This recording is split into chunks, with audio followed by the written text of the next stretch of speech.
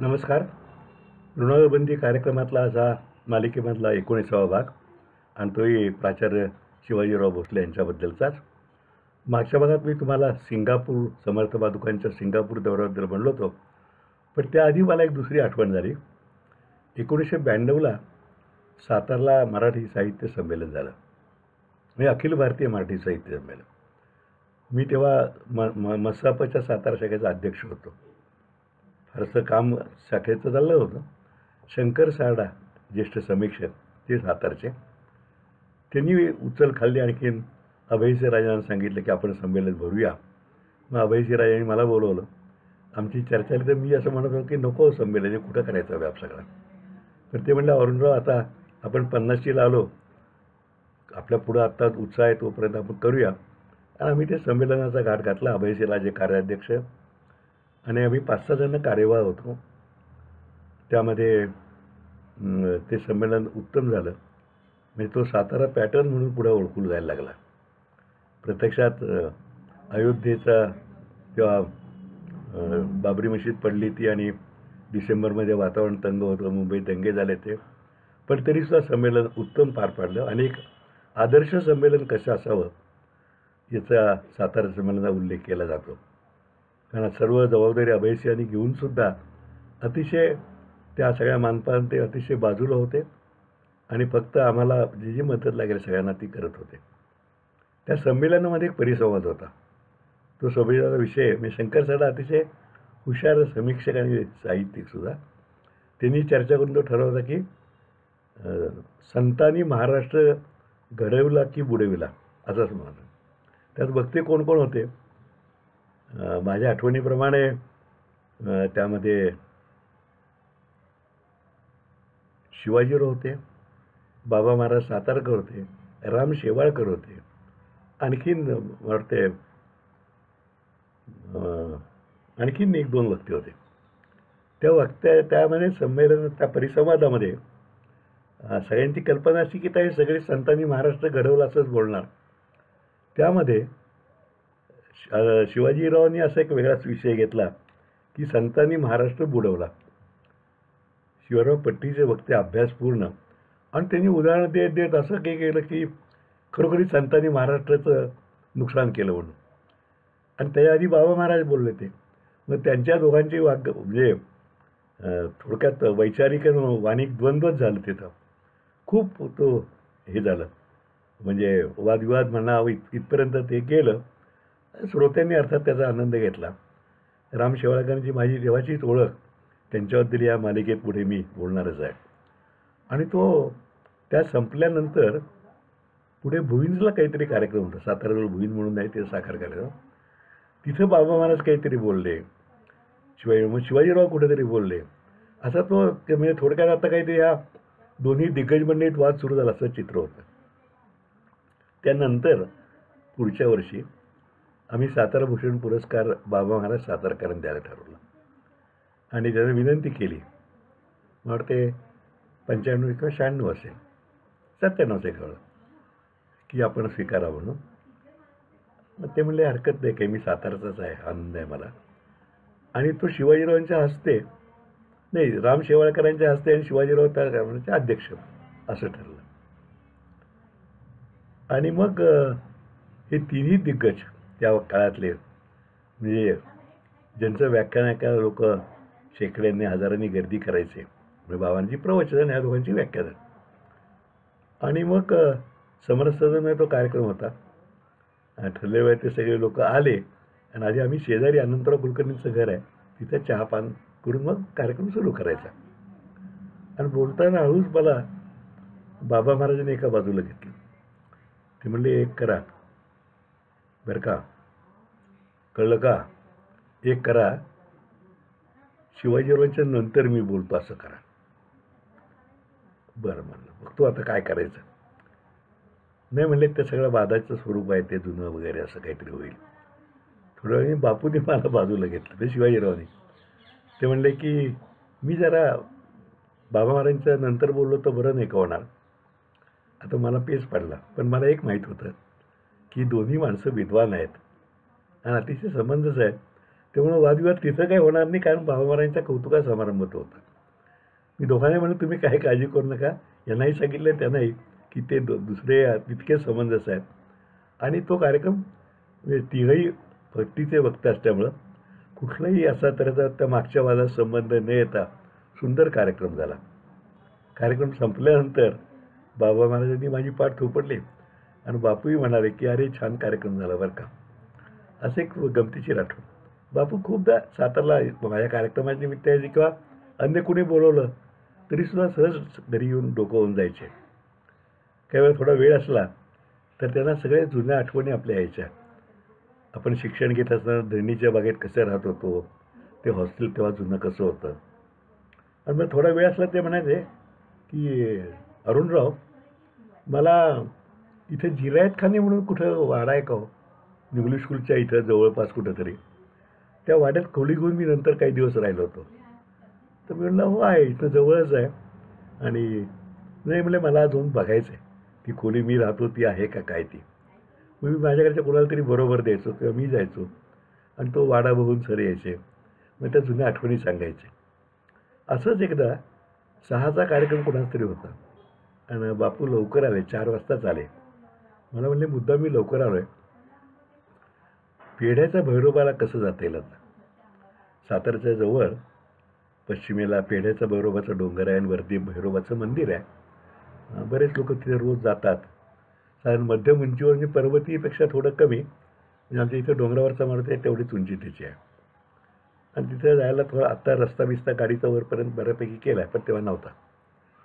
तर म्हणलं आहे की बाप्पू जातात लोक तिथं अजूनही. म्हणले आम्ही धरणीच्या बागेत होतो तेव्हा अभ्यास करायला आम्ही तिथं जाऊन बसायचो, झाडाखाली जाऊन शांत अभ्यास व्हायचा. तर मला आज जायची इच्छा आहे. म्हणलं काय हरकत नाही, माझ्याकडे भागवत म्हणून काम करायचे मधू भागवत, ते त्या भागात राहणारेच होते. त्यांना मधू जरा सरांनी घेऊन जातोयस का. आणि सर खरोखरी तिथपर्यंत जाऊन आले, घरी आले आणि मग व्याख्यानाला त्यांच्या कार्यक्रमाला गेले. अतिशय निगर्वी आणि सालस असं त्यांचं व्यक्तिमत्व होतं. मोठेपणाचा बडीजाव अजिबात नाही. अनेकदा त्यांच्या मानधनावरनं काही तेव्हा टीका वगैरे व्हायची. पण माझा अनुभव असा आहे की ज्या संस्थेने बोलवलं असेल त्यांची काय परिस्थिती आहे, काय खरं त्यांचं कर्तृत्व आहे, त्यांची काय प्रतिमा जनामध्ये आहे, त्याप्रमाणे बापू मानधन घेत असतात. कारण अनेक वेळा आपण असं बघतो की कारण व्याख्यानमाला बापूंच्या व्हायच्या. काही काही ठिकाणी दरवर्षी 4-4, 5-5 दिवस व्याख्यानमाला चालायची.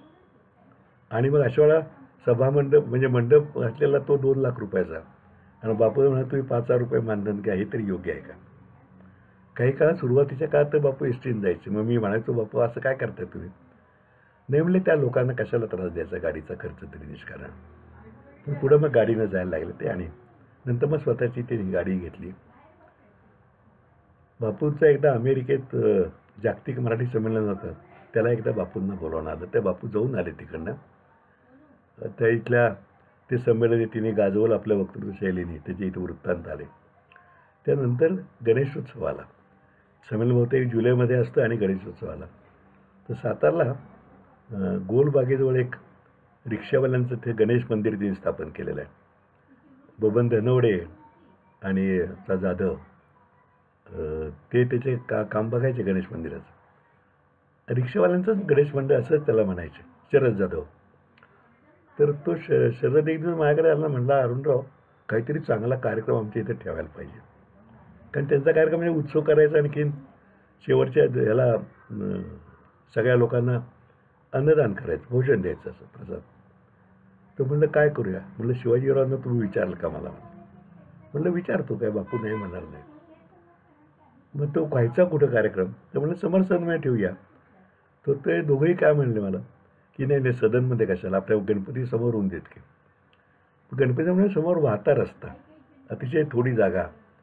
म्हणलं अरे त्या रस्त्याचं काय करणार. नाही म्हणलं ते आम्ही रिक्षावाली मंडळी तगडी होती सगळी, ते आम्ही व्यवस्था करतो म्हणलं, तुम्ही काळजी करू नका. मग बापूंना मी काहीच कल्पना दिली नाही, नुसतं असाच गणेशोत्सवाचं व्याख्यान आहे म्हणलं. बापू म्हणले ठीक आहे मी येतो. आल्यानंतर चहा पिताना घरी सांगितलं की असाच कारण त्या गणेश मंदिरासमोर तरच आले बापू. अतिशय तिथं सुंदर बोलले. म्हणजे रस्त्यावरतीच एका बाजूला जशी इलेक्शनच्या काळात वॉर्डमध्ये सभा होतात ना, तसं एक टेबल बारका आणखी मागं 2 खुर्च्या ठेवल्या त्या आणि बापू त्याचं बसून नंतर उभं राहून बोलले. बापू बसून कधी बोलायचं नाहीत. मी बोलताना समोर श्रोते मला दिसले पाहिजेत आणि श्रोत्यांना मी दिसलं पाहिजे अशी त्यांची भावना असायची. आणि असं कोट दुसरं बटन लावले का भाषणाला सुरुवात. म्हणजे सरस्वती जिभेवर म्हणतो तशी त्यांच्याकडे जिभेवरती सरस्वती होती.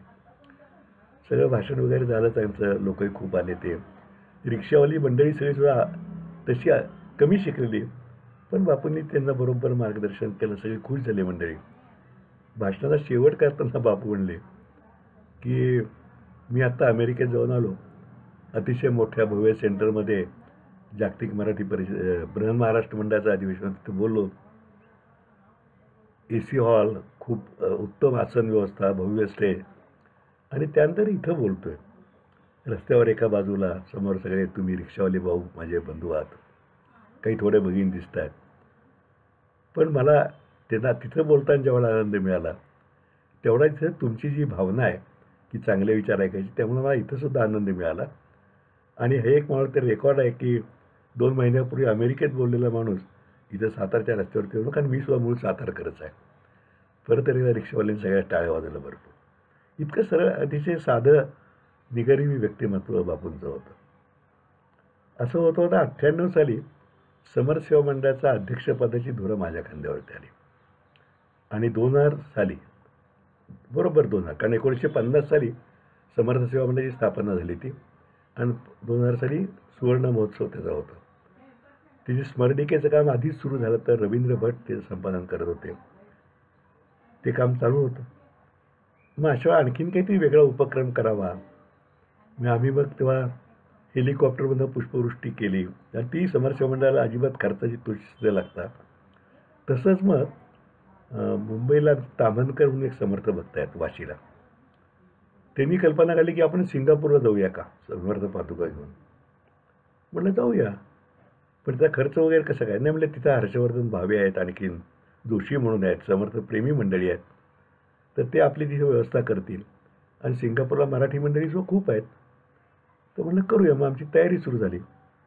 पण जाऊन काय पादुका घेऊन जायचं म्हणजे काय, नुसतं पादुकांचं दर्शन असं उपयोगी नाही. मग माझ्या मनात कल्पना आली की एकूण समर्थांचं स्वरूप, कार्य त्यांच्याजवळ उभं राहायला पाहिजे. कारण बरीचशी तरुण मंडळी असतात सिंगापूरला असणारी तेव्हासुद्धा. म्हणून मी शिवाजीरावांना विनंती केली की सर तुम्ही आमच्याबरोबर याल का सिंगापूरला. आम्ही असं पादुका घेऊन जातो आहे, आणि आम्ही एक कार्यक्रम एक 3-4 तासाचा आपण करू, तर त्यात तुम्ही त्या लोकांशी बोलाल का, म्हणजे समर्थांच्यावरती बोलाल का. बापू म्हणले हो जरूर, मी काही हरकत नाही, माझा खर्चही मी करेन. नाही म्हणलं तो खर्च तुम्ही करू नका, समरसेवा मंडळ तो जायचा याचा सगळा खर्च करेल, पण मानधन काय असेल ते. नाही म्हणले मानधन मला याचं काय नको, समर्थांची सेवा आहे. आणि मग म्हणलं आणखीन काहीतरी त्याला थोडं हे असावं. आम्ही समर्थ छंद म्हणून कॅसेट केली तीच. समर्थांच्या भजनांना सुधीर मुख्यांनी संगीत दिलेलं असे. त्यात रवींद्र साठे गायले येते. माझ्या सिनेमातही त्यांनी पार्श्वगायन केलं तर. म्हणून रवी साठ्यांना फोन केला. रवीच म्हणतो, म्हणजे आता आम्ही जवळजवळ समवयस्कच आहे, मी तो लहानच असेल. तर त्याला म्हणलं रवी असं असं आहे, तर तू येशील का. आम्ही मानधन काही तुझं देणार नाही, पण तुझे 5-6 दिवस जातील. बिझी आर्टिस्टचे 5-6 दिवस बुडणं म्हणजे त्याचा तोटा व्यावसायिक खूप होतो. तर रवी तयार झाला. तो म्हणला येतो, काय हरकत नाही, चांगलं काम आहे, पण मला मग तू मिसेसनाही घेऊन यायला पाहिजे मला. म्हणून आम्ही तुझा खर्च करू, पण मिसेसचा खर्च संस्थेने करणं आमच्या तत्वात जरा बसत नाही रे. तो म्हणला काय हरकत नाही, तिचा खर्च मी करेन. आणि मग सिंगापूरला हर्षवर्धन भावे आणि जोशीने आमची पूर्ण तयारी करून ठेवली होती. आम्ही सगळेजण, मी, माझी पत्नी रवी साठे, तिची बायको शिवाजीराव, ताम्हनकर पती पत्नी, आणि पादुकांची पूजा करायला म्हणून एक जण वाशीमधलेच ग्रस्त समर्थ भक्त होते, मला नाव आठवत नाही आता. आणि आमच्या मंडळाचे अध्यक्ष काका सोनी, वीरा सोनी, ते सगळ्यात सिनियर मोस्ट. असं आम्ही सिंगापूरला गेलो. आणि जाताना म्हणजे मारुतीभाऊ बरोबर होतं मुख्य म्हणजे मग कार्यक्रम असा चॉकआउट केला होता की मारुतीबा समर्थांच्याबद्दल बोलतील, मग रवींद्र साठे समर्थांच्या भक्तिरचना गातील आणि मग शिवाजीराव त्याचा शेवट करतील त्यांच्या व्याख्याने. त्यांनी तिथलं एक उत्तम कमर्शियल सेंटर, डिस्ट्रिक्ट सेंटर काहीतरी होतं, ते घेतलं होतं. मग गेल्यानंतर आम्ही इथनं गेलो डायरेक्ट इथनं मद्रासहून सिंगापूरला, कारण एअरलाईन्स इंडियन एअरलाईन्सचं तिकीट स्वस्त होतं असं म्हणून. तिथं मग तो कार्यक्रम सगळा चॉकआउट केला. आदल्या दिवशी सिंगापूरमध्ये काही वादक होते आपले मराठी, तबला वाजवणारे, सिंथेसायझर वाजवणारे, त्यांना गोळा केलं. मग सकाळी आमचं एक सेशन झालं की रवीजी गाणी म्हणणार, ती त्यांच्याकडनं बसून घ्यायला लागली. ते एक सकाळभर सेशन झालं. त्या सगळ्याचं निवेदन मी करायचं होतं आणि इंट्रोडक्शन मी करायची होती. मग ते सगळं चॉकआउट झालं आणि दुसऱ्या दिवशी आम्ही अतिशय सुंदर कार्यक्रम तिथे केला. जवळजवळ 4 तास चालला. जवळजवळ 350-400 लोक सिंगापूरची मराठी मंडळी हजर होते. तर पादुकांचं दर्शन तिथंच बाजूला ठेवलेलं होतं. आणि मग दुसऱ्या दिवशी आम्हाला फ्री होतं. आम्ही सिंगापूर हिंडलो आणि सरांनी त्यांच्या नातवाकरता आम्ही सगळं मार्केटमध्ये गेलो तर शिरंगुंद रोडला त्यांच्या नातवाकरता एक व्हिडिओ प्लेअर विकत घेतला. आम्ही काय आम्ही विकत घेतलं आणि आम्ही परत आलो. येताना आम्हाला चेन्नईपर्यंतची फ्लाईट होती, पण चेन्नई मुंबई फ्लाईट मात्र दुसऱ्या दिवशी सकाळी होती. म्हणजे चेन्नईला मुक्काम करायला येणार होतं. म्हणून सोनी काकांच्या घरी आम्ही, त्यांचा मुलगा तिथे होता, त्या घरी आम्ही उतरलो. आता 4 खोल्यांचा फ्लॅट होता. सगळ्यांना म्हणजे शिवाजीराव म्हणून तुम्ही बेडरूममध्ये या मुख्य. तोपर्यंत शिवाजीरावनी बाल्कनी बघितली, ती मोठी बाल्कनी होती. ते म्हणले मला इथं बरं वाटतंय आणि मला लिहायचंही आहे, कारण तेव्हा सकाळला पण तिथले जागर म्हणून सदर लिहित होते. आणि बाल्कनी शिवाजीराव झोपले रात्रभर. एवढा मोठा माणूस, आम्ही आत खोलीत व्यवस्थित झोपलो पंखे लावून. आणि बाल्कनीमध्ये वारंही बरं लागतं इथे म्हणून. इतका साधेपणा. शिवाजीराव बरेच वर्ष लिहित नव्हते. आम्ही त्यांना आग्रह करायचो, बापू लिहा तुम्ही, बोललेलं निघून जातं. नाही म्हणजे माझ्या कॅसेट्स वगैरे काढल्यात ना सगळ्या, खूप विषयावर त्यांच्या भाषणाच्या कॅसेट्स निघाल्या. पण लिहायला त्यांनी सुरुवात केली. मग मुक्तिगाथा महामानवन झालं, मग दीपस्तंभ झालं, मग जागर झालं, सकाळमध्ये कॉलम होते त्याच्याही पुस्तकं झाली.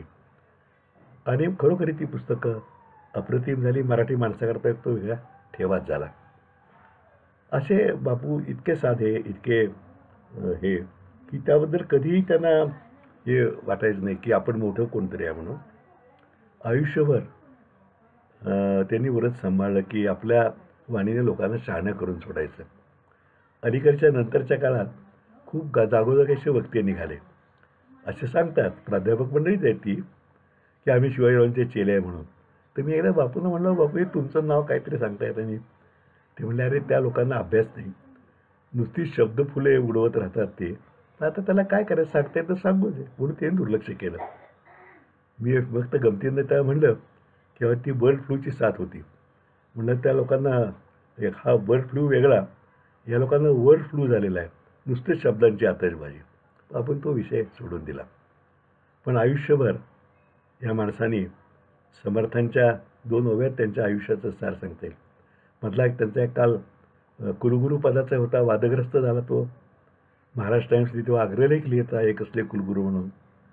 शिवाजीराव म्हणलं तर मी तेव्हा की बाबू कशाला तुम्ही हे घेताय, कारण मराठवाडा विद्यापीठ तेव्हा आधीच, नंतर ते डॉक्टर आंबेडकर मराठवाडा विद्यापीठ झालं. म्हणजे नाही, हा एक अनुभव येतोय, घेतो. पण ती कारकीर्द वृत्तपत्रांनी गाजवली, पण त्याप्रमाणे व्यवस्थित झाली. खूप लोकांनी त्यांना सन्मानही केला. आयुष्यभर त्यांनी एक व्रत जपलं. समर्थांनी सांगितलं आहे, जे जे आपणास ठावे ते ते सकलास सांगावे, शहाणे करून सोडावे सकल जन, हे व्रत जपलं. आणि ते जपताना समर्थांचा अभ्यासोनी प्रगट व्हावे, नाहीतर झाकून असावे, प्रगटोनी नासावे हे बरे नव्हे, हाही उद्देश पाळला. असं म्हणतात की ज्याला ज्ञान आहे त्यांनी त्याचा प्रसार केलाच पाहिजे. समर्थांनीच म्हणलेलं आहे, तैसे ज्ञानी तृप्त व्हावे, ज्ञान जनासी सांगावे, तरती आणि बुडो न द्यावे बुडती असे. तर ह्या सगळ्या समाजाला थोडंसं शहाणं करण्याचं, थोडा सज्जनपणा शिकवण्याचा, मार्गावर आणण्याचं काम शिवाजीरावांनी आयुष्यभर व्रताप्रमाणे जपलं. अतिशय नियमित आयुष्य त्यांचं होतं. प्राणायाम, योगासनं, रोजचं अतिशय मित आहार हे सगळं पाळत होते. आजारपण त्यांना माहीत नव्हतं. सतत प्रवासात कधीही त्याला त्रास व्हायचा नाही. आवाज बसला असं कळेल, कारण त्यांचं अतिशय नियमित वागणं होतं. पण शेवटी काहीतरी म्हणतं की जातस्य ध्रुव मृत्यू, काहीतरी कारण व्हायला लागतं. 4-5 दिवसाच्याच आजाराचं निमित्त झालं आणि 29 जून 2010ला शिवाजीरावांचं निधन झालं. आमच्या सगळ्या भावंडात मी सगळ्यात मोठा आहे. माझ्या पाठची बहीण आणि त्याखाली 2 भाऊ आहेत. तसा मी मोठा आहे. पण मलासुद्धा शिवाजीराव मोठ्या भावासारखे होते. त्यांनी मला कायम लहान भावासारखं वागवलं, कायम प्रेम दिलं. त्यांची आठवण कायम मनात राहणार आणि त्यांच्या शब्दाने, ज्ञानाने समृद्ध मलासुद्धा केलेला आहे. आणि मुख्य त्यांच्या वागणुकीचाही परिणाम, की अहंभाव आपल्याकडे असता कामा नये, ही सुद्धा शिकवण त्यांनी न बोलता मला शिकवल्याचं मला वाटतं. ते ऋण त्यांचं न फिटणार आहे. आज इथेच थांबूया. पुढच्या भागामध्ये आता अनेक मित्र, अनेक दिग्गज आपण कव्हर करणार आहे. पुढच्या भागामध्ये एका वेगळ्या क्षेत्रातलं बोलतो मी. सिनेमामध्ये ज्यांची माझी मैत्री झाली असे नृत्य दिग्दर्शक सुबल सरकार यांच्याबद्दल पुढच्या भागात मी बोलतो. तोपर्यंत नमस्कार.